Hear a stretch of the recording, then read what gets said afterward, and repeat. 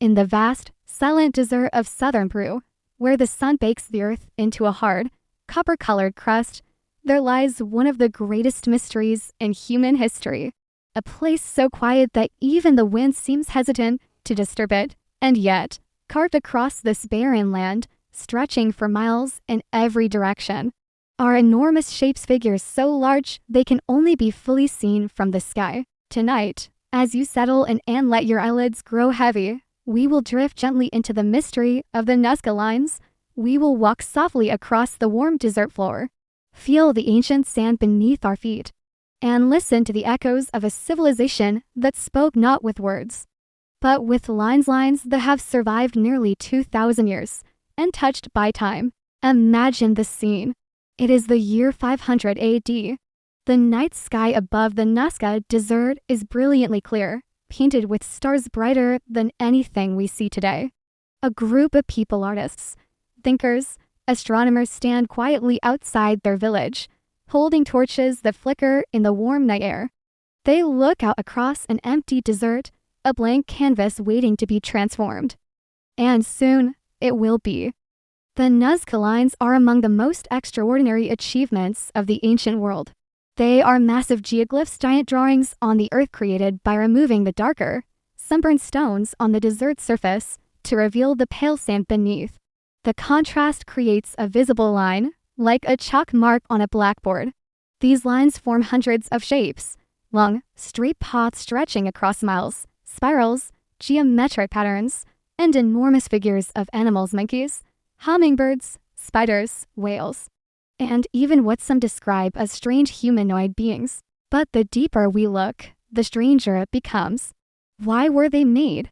How were they meant to be seen? And what message were the Nazca people trying to send? Tonight, we explore these questions with calm curiosity. Let your breathing slow. Let your mind drift.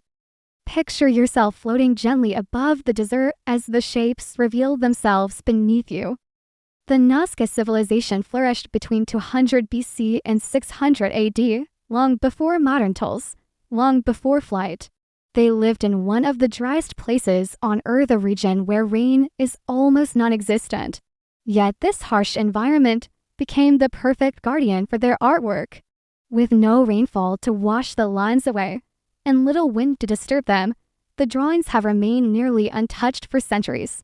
As you imagine drifting over the desert, the first figure that comes into view is the hummingbird. Its wings stretch out gracefully, nearly as long as a football field. Its beak points perfectly straight, aligned to a direction that may have held astronomical meaning. Some researchers believe the hummingbird was associated with fertility and rain, precious symbols for people living in such a dry world. Next, your eye falls upon the spider, delicate, thin-legged creature drawn with astonishing precision.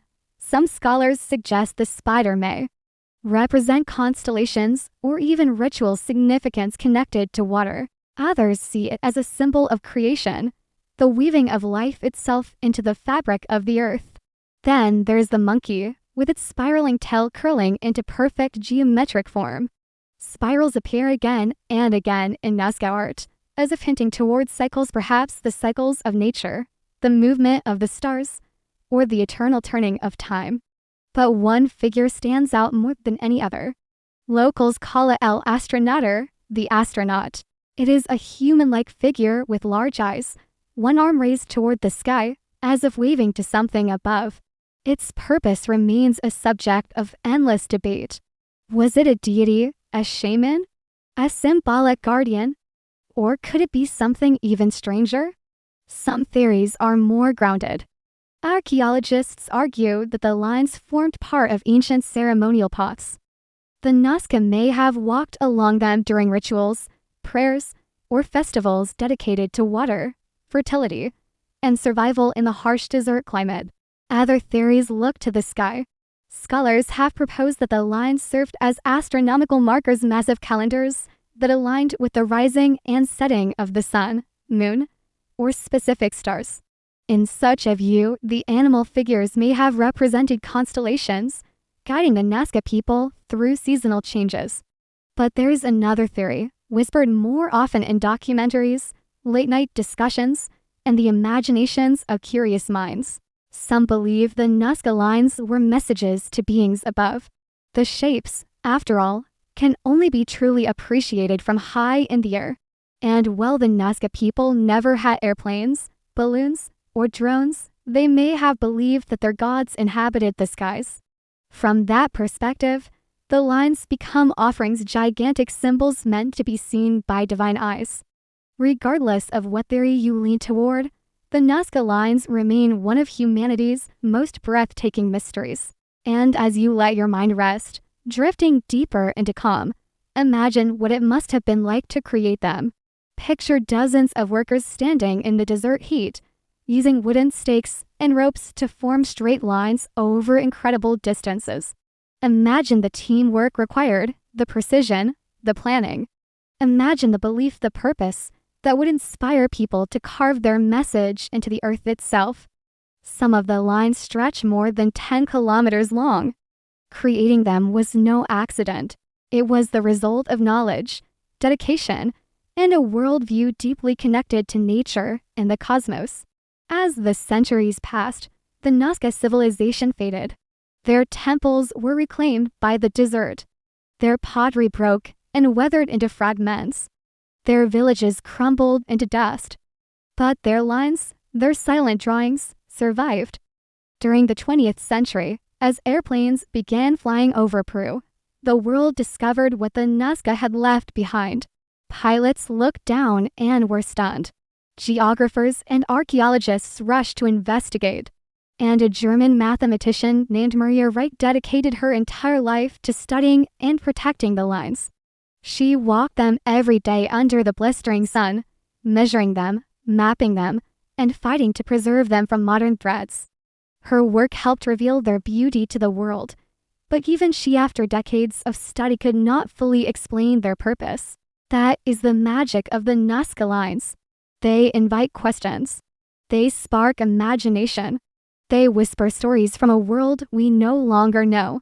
And tonight, those whispers reach you. As you breathe slowly, imagine the desert cooling under the soft glow of moonlight. The lines stretch out round you in every direction. The silence is deep but peaceful. You feel connected not just to the Nazca people, but to the ancient human desire to leave a mark, to express something larger than ourselves. What were the Nazca trying to tell us? Were their lines prayers, maps, calendars, messages, art, or something more mysterious? Perhaps, in the end, the true meaning is found not in a single answer, but in the wonder the lines inspire. They remind us that even thousands of years ago, humans looked to the sky, searched for meaning, and tried to connect with the universe. As your breathing becomes soft and steady, allow that sense of wonder to stay with you. Let it calm your mind. Let it ease you into rest. Let the ancient desert guide your thoughts into a quiet, peaceful place. And as you drift toward sleep, consider this: if you could leave a message for people thousands of years in the future, what would you carve into the earth?